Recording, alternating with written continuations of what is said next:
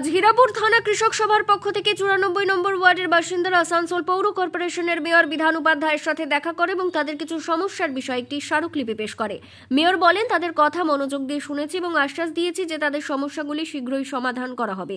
এ বিষয়ে সাংবাদিকদের সঙ্গে কথা বলার সময় স্মারকলিপি প্রদানকারীদের মধ্যে একজন ধরমদাস মান্ডি বলেন, এই এলাকায় আসানসোল আদালতের এক আইনজীবী ও আদিবাসী সম্প্রদায়ের জমি দখল করে রেখেছেন। উপজাতীয় সম্প্রদায়ের লোকজন এই দখলের বিরুদ্ধে আদালতের দ্বারস্থ হলে তাদের পক্ষে কোনো আইনজীবী না পাওয়ায় এ বিষয়ে মেয়রের কাছে অভিযোগ জানানো হয়। এই সমস্যা সমাধানের চেষ্টা করা হবে। তার এলাকার রাস্তার ও জলের সমস্যা নিয়েও মেয়রের কাছে অনুরোধ করা হয়েছে বলে জানান তিনি। নাটুনডিহি এলাকায় নতুন করে জল সরবরাহের প্রকল্প চালু করা হচ্ছে বলে জানান মেয়র। প্রতিটি ঘরে ঘরে জল সরবরাহের জন্য প্রকল্পটি করা হচ্ছে।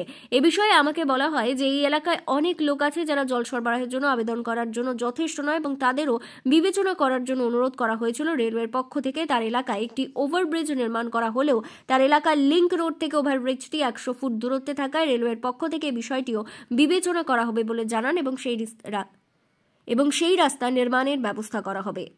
কোনোখানে ড্রেন, কোনোখানে হয়তো কিছু পড়াতে আছে, তো জলের আমাদের জল পুরো চালু আছে কিন্তু ওখানে বাড়িতে বাড়িতে জল দেয়নি, অনেক গরিব মানুষ আছে। তো তাদেরকে সেই অসুবিধাগুলো নিয়ে এসেছিলেন। আমরা যেগুলো সাথে সাথে হবার, যেমন আমাদের জলেরটা ওখানে তালপুরি নতুনডি ওখানে জলের লাইন অলরেডি আমাদের তৈরি আছে। ওখানে যত মানুষ লাইন বাড়িতে লাইন নেবেন আমরা জল দিতে পারবো। কিছু যেমন ওনার একটা বললেন একটা কোথাও জয়নিং রোড আছে 100 ফুটের মতো বাকি আছে, সেটা আমরা নিশ্চয়ই দেখতে পাঠাবো, দেখে আমরা করিয়ে দেবো। আর আদিবাসীদের একটা জমি নিয়ে প্রবলেম চলছে, একটা বাড়ির প্রবলেম আছে, ওটা আমরা দেখি আমাদের তরফ থেকে যেটা যতটা করতে পারি আমরা নিশ্চয়ই মানুষের সহযোগিতা করবো। সারা ভারত কৃষকসভার অন্তর্ভুক্ত হীরাপুর থানা কৃষকসভার ব্যানারে আমরা এলাকার মানুষের বিভিন্ন সমস্যা নিয়ে আমরা এখানে মেয়র সাহেবের কাছে হাজির হয়েছিলাম। আগাম অনুমতি নিয়ে আমরা জানিয়েছিলাম। সমস্যাগুলো হচ্ছে অনেকগুলো সমস্যা। প্রথম সমস্যা হচ্ছে ধেনুয়া গ্রামে আদিবাসী পাড়ায় আদিবাসী মানুষের উপর অত্যাচার হচ্ছে। আদিবাসীদের জমি কেড়ে নেওয়ার জন্য একজন লয়ার আছেন আসানসোল কোর্টে, তিনি জমি কেড়ে নেওয়ার চেষ্টা করছেন। আদিবাসীরা বাধা দিলে তাদের নামে বিভিন্ন কোর্ট কেসে তার দিকে জড়িয়ে দেওয়া হচ্ছে।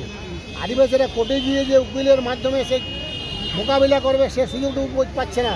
উকিল বারের পক্ষ থেকে আদিবাসীদেরকে কোনো উকিলের সহায়তা দেওয়া হচ্ছে না। এটা বললাম মেয়র সাহেবের কাছে। মেয়র সাহেব বলে, তাই নাকি? ঠিক আছে, আমরা এটা ব্যাপারটা দেখছি।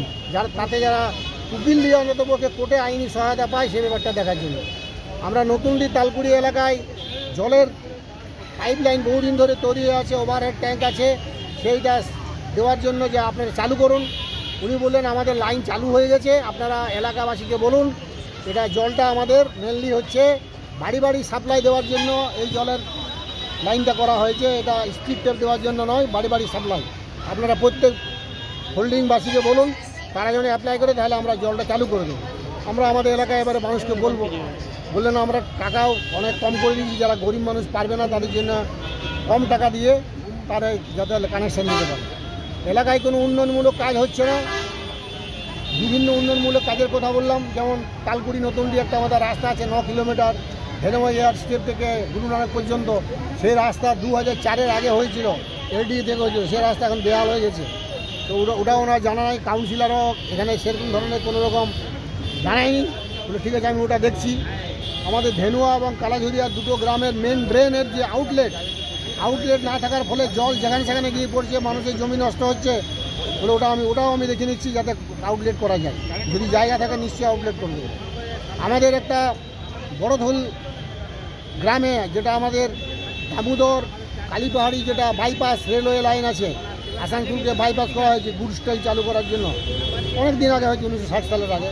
সেটা ডবল লাইন হলো। তখন আমরা লড়াই করলাম যে আমাদের বড়ধল থেকে বানপুর যাওয়ার যে রাস্তা, সেটা তোমরা কেটে পরে রেল লাইন তৈরি করেছ, আমাদের এখানে ওভারব্রিজ করে দিতে হবে। আমরা অনেক লড়াই করার পরে রেলকে বুঝাতে পেরেছি এবং রেল সেটা ওভারব্রিজ করে দিয়েছে।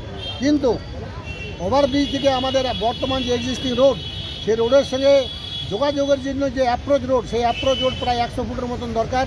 সেটা রেলের ঠিকাদার গড়িমসি করছে না। সেটাও মেয়র সাহেবকে বললাম।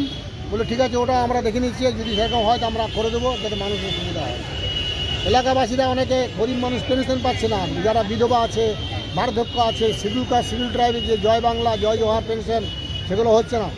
বলে ওটা এখন ওই আধার বেস হয়ে গেছে। তো যতগুলো পেনশন আছে পুরনো, সেগুলো সব আধার বেস কমপ্লিট হলে বাকি পেনশন যেগুলো দরখাস্ত আছে সেগুলো ছাড়বে গভর্নমেন্ট, আমরাও দেখছি সেটা যাতে পাই আর কি। ঠিক আছে, এই ধরনের বিভিন্ন সমস্যা। আপনার নাম? আমার নাম ধর্মদাস মাঝি।